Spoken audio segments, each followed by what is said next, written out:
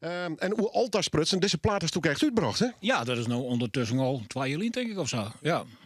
Die hoort geen scoort, hè? Nee, echt niet, jongen. Het gaat als een speer. Wat voor band is Alta? Lees het even uit voor de jogger. Ja, een beetje oldschool stoner en ja, een beetje dead. Dat is alles wat mijn kwam, maar wel lekker dreig.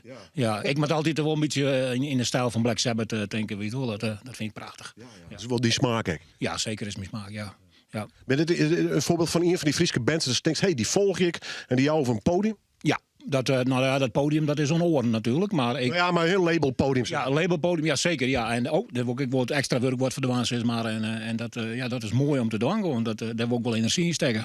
Ja. Ik kan die vragen om even te komen. Straks Altas hier in de studio. Maar dat is 2 platen, mijn naam. Welke? Ja, van de week is officieel Incursion Dementa en Admoran op de Frisian Metal Massacre deel 3 uitkwam. Dat wie best wel even het kellen wel een beetje zwier, want tussen deel 1 en 2 zit het wat 4 denk ik wel. En ja, die bands die heb ik gelukkig vonden om op die LP te spelen. Jong en oud, gecombineerd. Old Dogs, New Tricks, heb ik hem wel mee.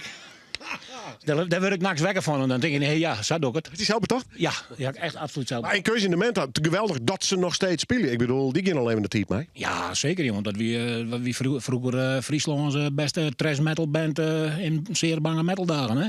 Ja, dat wien ze. Hè? Woudrock, Oerlhuis Stien natuurlijk. Ja, maar waar gaan ze net spelen? Nou, en het is dat hebben we vaak net iets terug. Qua bootlegs, een van de meest bijzondere acts. Want er zijn bootlegs van Keuze in de betalen meestal echt heel soort yield voor. Dus dat is wel aardig trouwens. En die eerste cd. Ja, toevallig ga ik een van die eerste. En dat was de laatste keer de €650 voor betalen van me op Discogs of op eBay. Maar die had ik mijn handtekening. Kijk. Van de grote baas. Bestrik. Ja. Hey, is een plaat van Incursion en het morgen, waar kies die krijgen? Nou, bij de betere platenzaken natuurlijk in Friesland kan ze krijgen. En online ben ze te krijgen overal. En, ja. Was nog een plaat erbij? Ja, wat zei het? Was nog een plaat bij? Ja, zeker jongen, maar dat is een heel apart verhaal. Vertel. Ja, dit is een Schotse band, Heavy Rain, heet die. Die kwam 2 jaar in aanraking met een demotape van deze band. En die bij mij een zeer slechte opname. En daar wisten we eigenlijk net wat we goed met doen moesten. Maar toen weer een Spaans label. En die zei, hey, dat weet ik wel. Ik ga iemand die weet wel hoe ik daarmee om had. Daar hebben we vervolgens oorlijk niks meer van jet. Die helemaal net. Maar die hier de opnames zo mag ze mooi maken.